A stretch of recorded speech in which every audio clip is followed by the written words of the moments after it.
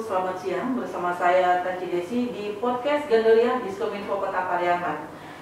Dan Sanak Piaman, siang hari ini kita berbincang-bincang ringan seputar vaksin COVID-19 yang sudah diberikan Dinas Kesehatan kepada para pelajar yang ada di Kota Pariaman. Dan saat ini di studio kita sudah hadir Kepala Dinas Kesehatan Kota Pariaman, Ibu Dr. Hada Nazifah MM, yang nantinya akan menyampaikan kepada kita semua bagaimana vaksin COVID-19 tersebut. Nah, kita sapa dahulu beliau. Assalamualaikum Ibu. Waalaikumsalam. Sehat Bu? Alhamdulillah sehat. Oke. Kita langsung saja ya Bu ya. Seperti yang kita ketahui bersama bahwa pelajar itu merupakan salah satu prioritas utama untuk mendapatkan vaksin COVID-19. Vaksin tersebut diberikan agar sekolah tatap muka mereka bisa dilakukan dengan segera dan berjalan dengan lancar.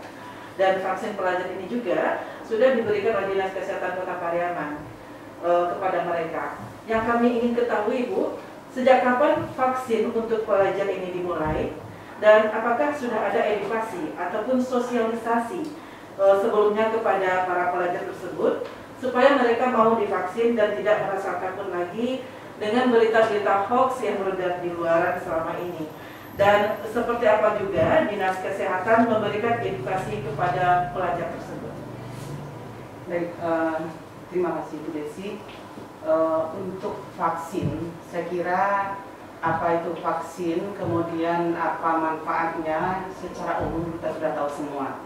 Karena semenjak kita dilanda oleh pandemi COVID ini, dan solusi untuk mengatasi dan menanganinya adalah satu-satunya dengan vaksinasi. Jadi vaksin sama dengan vaksin yang lain. Vaksin untuk COVID ini sama dengan yang lain. Seperti jemaah haji mau berangkat, kemudian vaksin untuk anak-anak bayi yang kita laksanakan yang baru lahir sampai umurnya sekian kan harus divaksin. Jadi sama intinya vaksin itu kandungannya.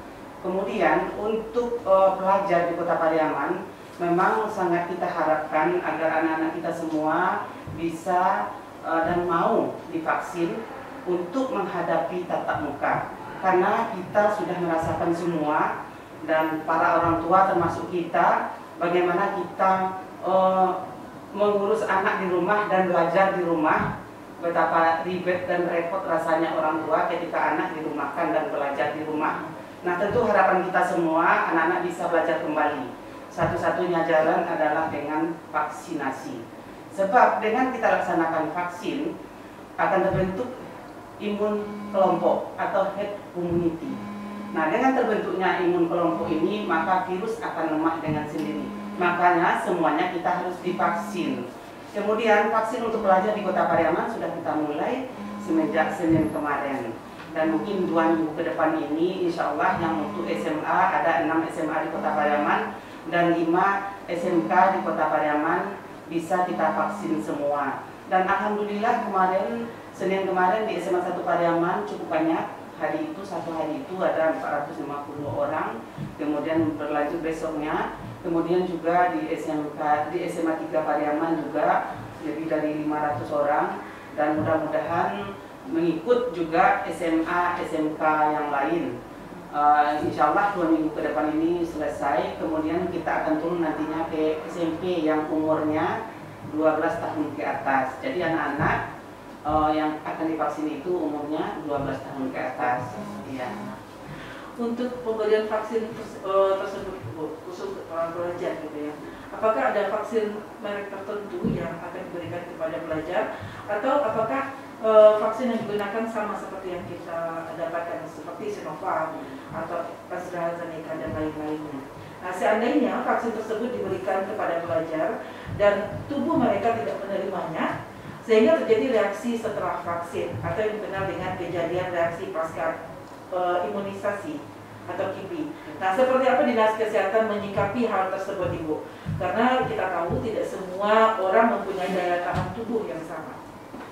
Baik, untuk vaksin yang kita berikan kepada pelajar kita ini di Kota Pariaman itu adalah Sinovac. Karena memang Sinovac dari awal ya, Sinovac yang kita berikan kepada nakes, pejabat publik dan masyarakat. Memang ada AstraZeneca, kemudian juga ada Moderna. Moderna untuk masyarakat juga sudah ada. Jadi bagi masyarakat yang minta Moderna kita kasih. Namun Moderna ini memang kipinya agak lebih daripada Sinovac. Jadi kalau Moderna minimal itu ada pembengkakan setelah disuntik, kemudian ada demam.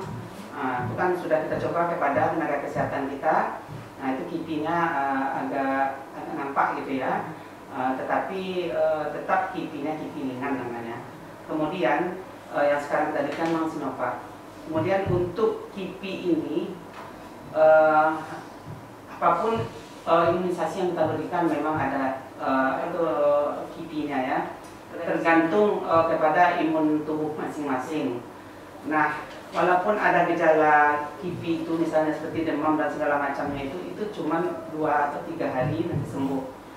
Sama kita seperti melakukan imunisasi kepada bayi, kan setelah disuntik vaksin dia demam. Nah itu kan minum obat lagi kemudian sembuh. Itu biasa karena yang kita masukkan ke dalam tubuh itu kan memang virus yang dimatikan dan ada virus yang dilemahkan. Kalau Moderna itu virus yang dilemahkan, jadi virusnya masih hidup. Kalau Sinovac kan yang dimatikan. Jadi memang ada kipi ringannya. Jadi itu biasa, tidak apa-apa dan bisa sembuh. Dan tidak seperti yang diberitakan bahwa ada yang payudaranya membesar karena divaksin, itu tidak benar. Dan walaupun ada, paling terasa nyeri mungkin ketika dia di screening itu belum terasa apa-apa. Kadang-kadang kan penyakit ini ada tapi belum terasa dan belum ada gejala. Nah ketika dia divaksin, kemudian hormon tubuhnya mungkin sedang, kalau kita perempuan kan ada yang menstruasi, jadi pengaruh hormon itu ada terasa nyeri. Dan ada diberitakan kemarin itu sebenarnya sekarang sudah biasa, sudah sembuh. Tidak ada itu pembengkakan sebesar kelapa, itu beritanya terlalu hiperbol. Berbeda ya. Itu tergantung kondisi imun tubuh mereka masing-masing. Betul. Jadi ada yang tidak ada sama sekali kipi dan ada yang ada kipi, namun ringan, itu bisa sembuh. Dan kalau umpamanya ada kipi berat, kita sudah menyiapkan rumah sakit rujukan yaitu Sadikin dan RSUD Pariaman. Nah ini biayanya kita yang menanggung, pemerintah yang menanggung ya. Berarti berita yang beredar selama ini yang mengatakan setelah vaksin ada pembengkakan payudara seperti itu tidak benar ya, tergantung kondisi tubuh kita masing-masing. Ya.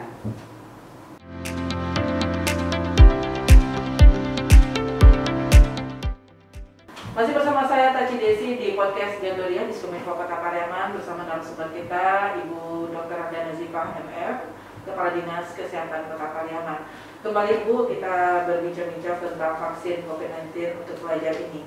Nah, sesudah kita berikan vaksin untuk pelajar, jarak antara vaksin pertama dengan vaksin kedua untuk mereka itu berapa lama Ibu? Dan apakah setelah mendapatkan vaksin pertama ini, yang keduanya mereka bisa mendapatkan di mana? Apakah tetap di sekolah atau di puskesmas terdekat? Baik, jadi kalau untuk vaksin pertama dan kedua itu jaraknya hanya 28 hari.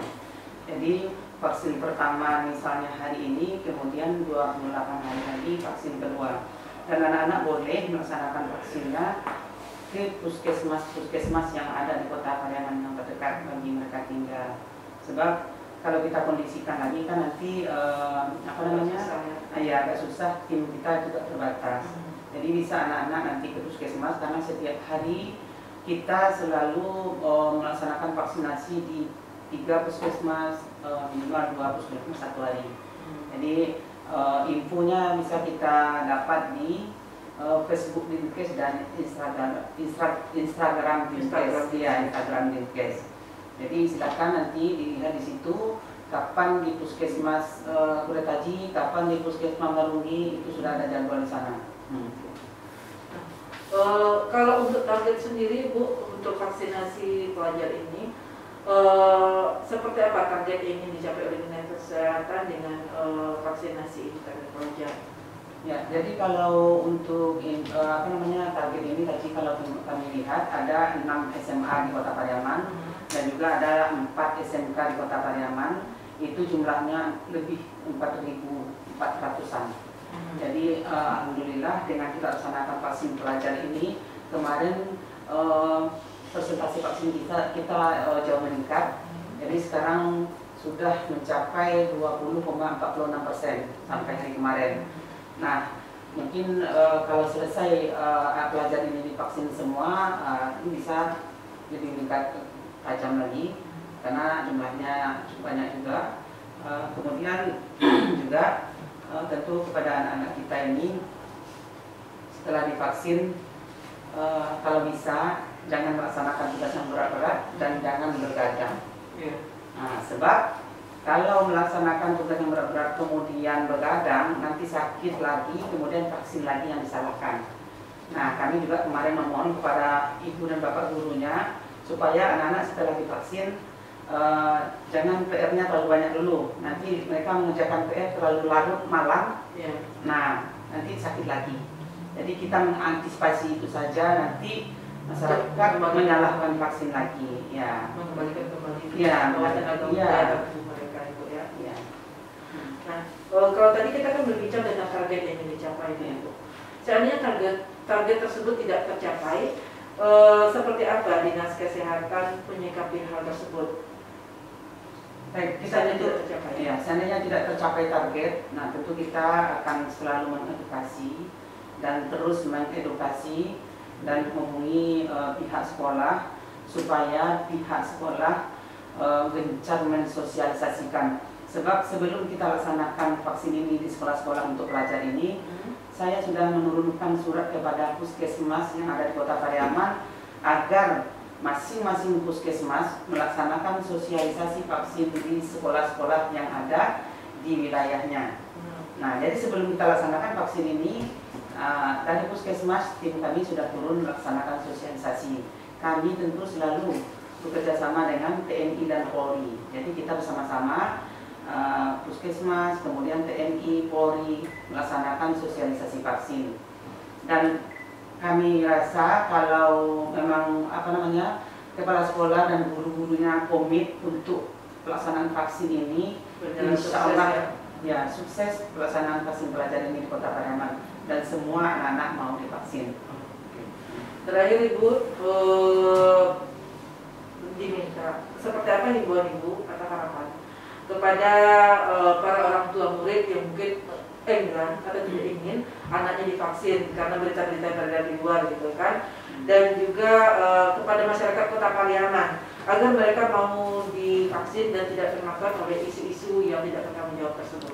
Ya, tentu imbauan saya sebagai kepala dinas kesehatan kepada para orang tua pelajar khususnya dan umumnya semua masyarakat Kota Pariaman jangan termakan isu hoax tentang vaksin ini.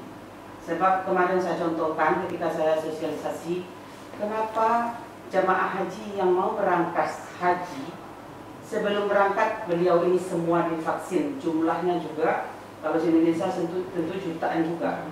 Kemudian sekota Pariaman ratusan. Jadi tidak pernah ada berita diberitakan jemaah itu setelah divaksin kan banyak juga yang sakit, termasuk saya. Jadi ketika akan melakukan